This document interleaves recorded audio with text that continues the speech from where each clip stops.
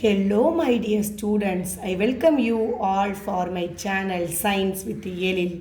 இன்னைக்கு நம்ம பார்க்க போகிறது equilibrium constant Kc from Nernst equation. Nernst equationல இருந்து ஈக்குலிபிரியம் கான்ஸ்டன்ட்டை எப்படி டிரைவ் பண்ணுறது அப்படின்ற வீடியோ தான் இந்த வீடியோ. இதுக்கு முன்னாடியே நெர்ன்ஸ்ட் ஈக்குவேஷனோட டெரிவேஷன் ப்ரீவியஸ் வீடியோவில் இருக்குது. அதை பார்த்து ஃபர்ஸ்ட் லேர்ன் பண்ணிவிட்டு அப்புறம் இதை லேர்ன் பண்ணுங்கள். You get a clear idea. Okay, so நம்ம இன்றைக்கி போகலாம் வீடியோவில் ஈக்குலிபிரியம் கான்ஸ்டன்ட் எப்படி டிரைவ் பண்ணுறது ஃப்ரம் நெர்ன்ஸ்ட் ஈக்குவேஷனை யூஸ் பண்ணி அப்படின்றத. ஸோ இதுக்கு நீங்கள் ஜென்ரல் நெர்ன்ஸ்ட் ஈக்குவேஷனை முதல் தெரிஞ்சுக்கணும் உங்களுக்கு. ஸோ அதுக்காக தான் நான் ப்ரீவியஸ் வீடியோவை உங்களை பார்த்துட்டு வர சொல்கிறேன். ஸோ ஜென்ரலாக ஒரு நெர்ன்ஸ்ட் ஈக்குவேஷன் நம்ம டிரைவ் பண்ணது இந்த இருக்குது. எஸ், இங்கே பாருங்கள், இதுதான் general Nernst equation. E cell equal to E naught cell 2.303 divided by RT by NF log Q. இது ஒரு ஃபார்ம். இந்த ஃபார்ம்லேயே எழுதிக்கலாம், இல்லாட்டி இன்னொரு ஃபார்ம். இந்த R value, T value, F value, Faraday value, gas constant, டெம்பரேச்சர்லாம் போட்டு சிம்பிளிஃபை பண்ணது தான் இந்த ஈக்குவேஷன். ஸோ இந்த நெர்ன்ஸ்ட் ஈக்குவேஷனை கம்ப்ளீட்டாக தெரிஞ்சிருந்தால் தான் ஈக்குலிபிரியம் கான்ஸ்டன்ட்டை ஈஸியாக நம்ம சொல்ல முடியும். சரி, இப்போது இந்த நெர்ன்ஸ்ட் ஈக்குவேஷனை கையில் வச்சுக்கிட்டு நம்ம ஈக்குலிபிரியம் கான்ஸ்டன்ட்டை டிரைவ் பண்ணுவோம். ஸோ நமக்கு தெரியும், இதுதான் ஒரு டேனியல் செல் ஈக்குவேஷன். இதுக்கு தான் நம்ம ஈக்குலிபிரியம் கான்ஸ்டன்ட்டை டிரைவ் பண்ண போகிறோம். ஸோ டேனியல் செல்னாலே நமக்கு தெரியும், ஜிங்க் 2+ ஆக்சிடேஷன் ஆகும், காப்பர் 2+ காப்பராக ரிடக்ஷன் ஆகும். ஸோ இதெல்லாம் நமக்கு தெரியும் ஆல்ரெடி டேனியல் செல்லை பற்றி. இதை பற்றின வீடியோவும் ஃபர்ஸ்ட் வீடியோவே இதுதான், நீங்கள் பார்த்து போய் தெரிஞ்சுக்கலாம். சரி, இப்போது ஒரு ஈக்குவேஷனுக்கு எப்படி Q எழுதுவோம்? Reaction coefficient Q is equal to concentration of the product divided by concentration of the reactant. இது நமக்கு தெரியும்.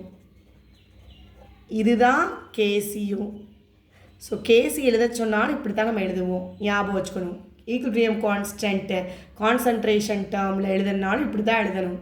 அப்போ இந்த ரியாக்ஷனுக்கு Q வேல்யூ எப்படி வரும்? Q equal to concentration of the product யாரெல்லாம் இருக்கா? Zn2+ அப்புறம் copper divided by zinc concentration divided by Cu2+ ஓட கான்சன்ட்ரேஷன்.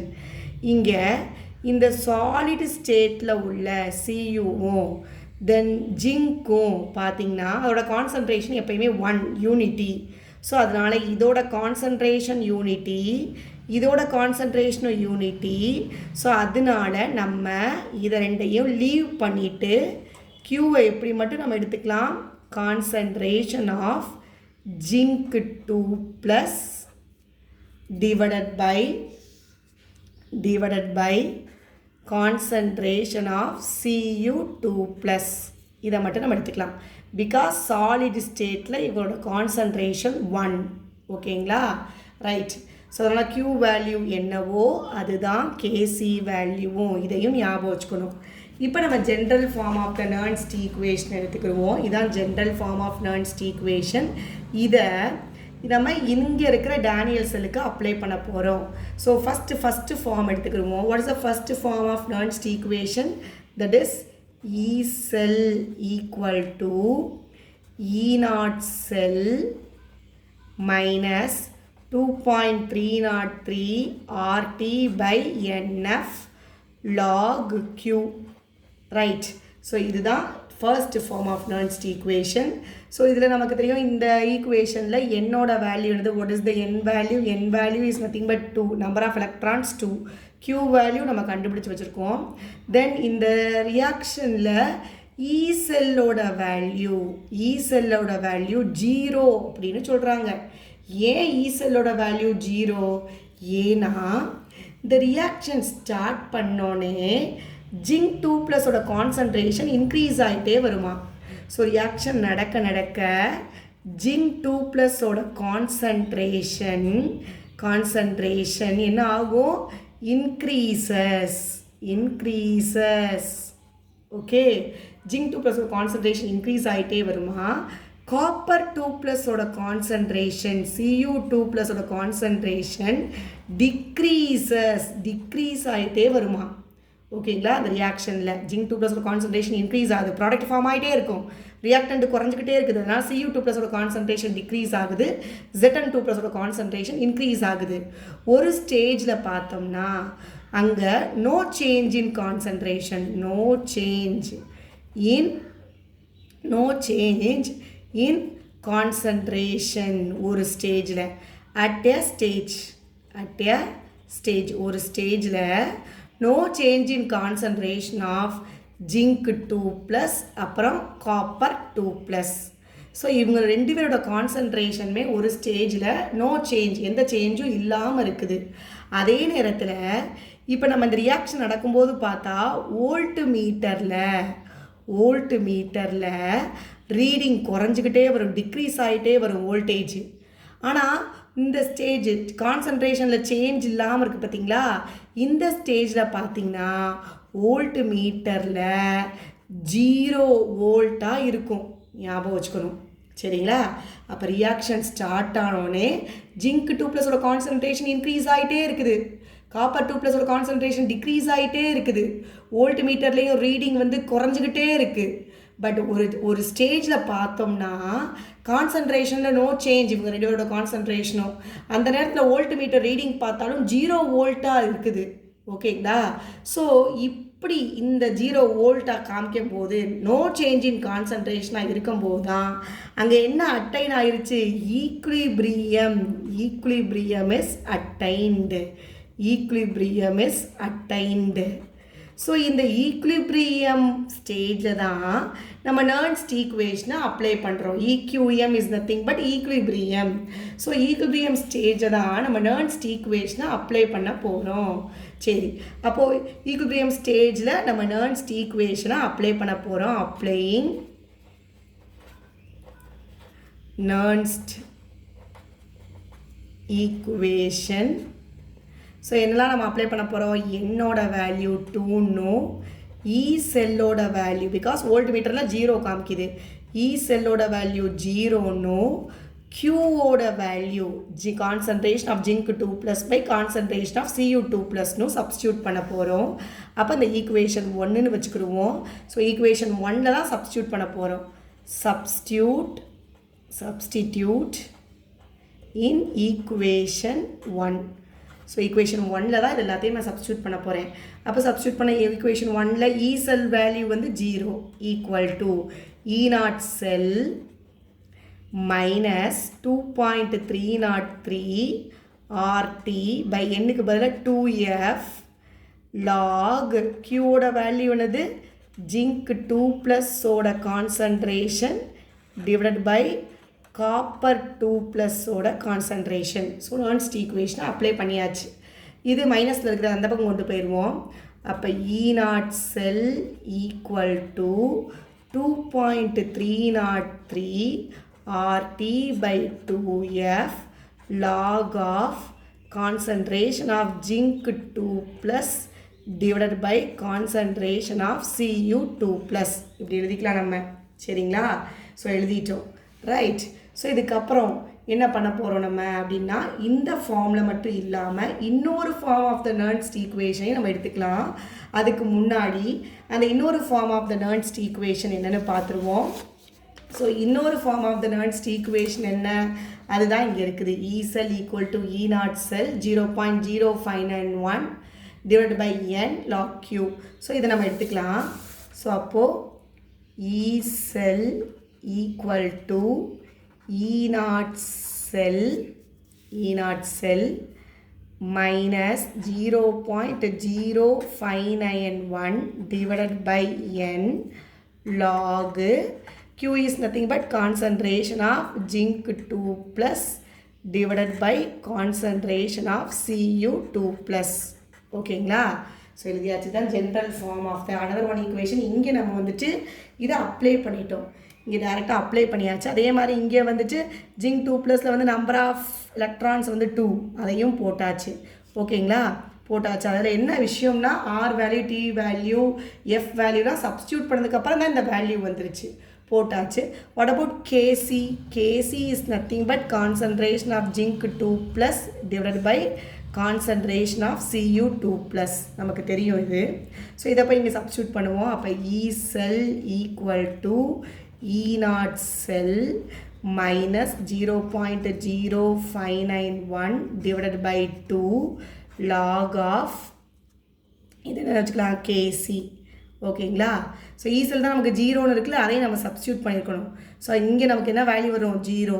அப்போ நம்ம இது எப்படி வச்சுருக்கோம்? நம்ம E0 cell equal to minus 0.0591 divided by இது இந்த பக்கம் வரும்போது ப்ளஸ் ஆகிடும் log of KC. Because E செல்லோட வேல்யூ என்னது? E cell value 0. 0னால இவனை அந்த பக்கம் கொண்டு போய் இவன் இந்த பக்கம் கொண்டு வந்துட்டோம். அப்போ இது ப்ளஸ் ஆகிடும். ஓகேங்களா? ரைட். ஸோ இது மாதிரி கிடச்சிருச்சு. நமக்கு கேசி தான் வேணும். அப்போ லாக் கேசியை வச்சுக்கிடுவோம். அப்போது இந்த E0 செல்லோட வேல்யூ என்னென்னா, இந்த செல்லை E0 செல்லோட வேல்யூ வந்து 1.1 volt. அப்போது E0 செல் இப்போ நமக்கு 2 இன்ட்டு எப்படி போகும்? E0 செல் டிவைடட் பை 0.0591 அப்படின்னு வரும். So E0 cell value substitute பண்ணுங்கள். அப்போ 2 into S 2 into E0 cell value வந்து 1.1 volt divided by 0.0591. சரிங்களா? log KC. ஸோ KC இந்த வேல்யூ எல்லாம் நம்ம மல்டிப்ளை பண்ணால் we get the answer as 37.288. Okay. So இது எப்போனா at 298 கெல்வினில் அப்போ log KC ஈக்குவல் டு 37.288 அப்படின்னா எனக்கு KC தான் வேணும். அப்போ இதுக்கு ஆன்டி லாக் எடுக்கணும். ஆன்டி லாக் எடுத்தோம்னா 37.288. ஸோ ஆன்டி லாக் பார்த்தோம்னா answer will be 2 × 10⁻37 at 298 kelvin அப்படின்னு நமக்கு கிடைக்கிது. ஸோ அப்போ நம்ம டேனியல் செல்லுக்கு என்ன கண்டுபிடிச்சிட்டோம்? ஈக்குலிபிரியம் கான்ஸ்டன்ட் கேசியை கண்டுபிடிச்சிட்டோம். ஸோ இப்படி தான் கண்டுபிடிக்கணும். மறந்துடாமல் நம்ம எழுதணும். E செல் வேல்யூ இங்கே 0ன்னு போடணும். ஸோ 0 தான் நமக்கு இதை E0 செல் இந்த பக்கம் கொண்டுட்டு வரும்போது இது ப்ளஸ் ஆகிடும். ஓகேங்களா? ஸோ நம்ம போட்டு கண்டுபிடிச்சாச்சு. ஸோ நம்ம ஒரு ஜென்ரலாக எப்பயுமே இன் ஜென்ரல் நம்ம ஈக்குலிபிரியம் கான்ஸ்டன்ட்டை எந்த ஒரு செல் ரியாக்ஷனும் கண்டுபிடிக்கணும்னா நம்ம இந்த ஃபார்மேட்டை யூஸ் பண்ணிக்கலாம். என்ன ஃபார்மேட் அது? E0 sell equal to 2.303 RT by NF log KC. இந்த ஃபார்மேட்டை யூஸ் பண்ணி எந்த ஒரு செல்லுக்கு வேணாலும் நம்ம ஈக்குலிபிரியம் கான்ஸ்டன்ட்டை கண்டுபிடிச்சிடலாம்.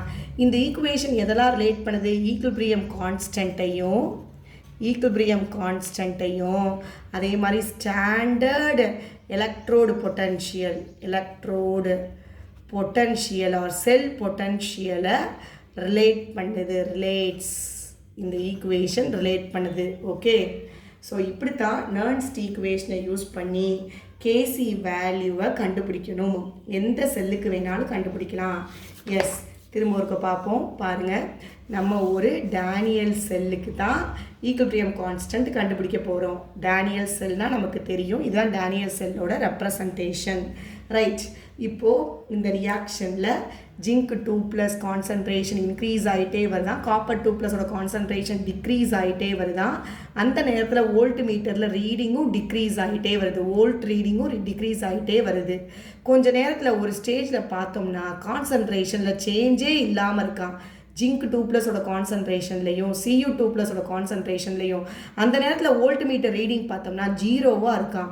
அப்போது ஈக்குலிபிரியம் அட்டைன் ஆயிடுச்சுன்னு அர்த்தம். அப்போ ஈக்குலிபிரியம் அட்டைன் ஆனோடனே தான் நெர்ன்ஸ்ட் ஈக்குவேஷனை நம்ம இங்கே போட்டு ஈக்குலிபிரியம் கான்ஸ்டன்ட் கேசியை கண்டுபிடிக்கிறோம்.